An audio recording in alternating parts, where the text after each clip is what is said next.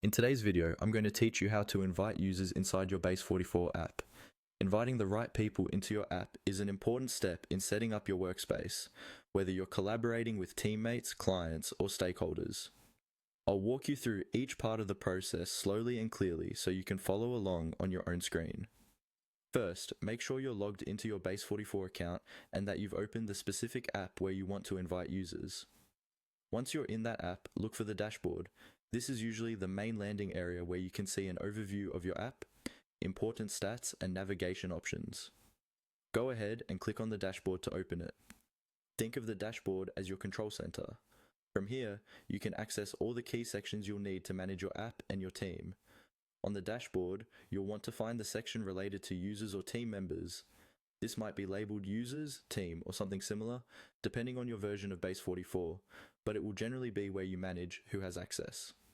Click on the user area. This will take you to a page where you can see the current list of people who already have access to your app along with their roles or permissions.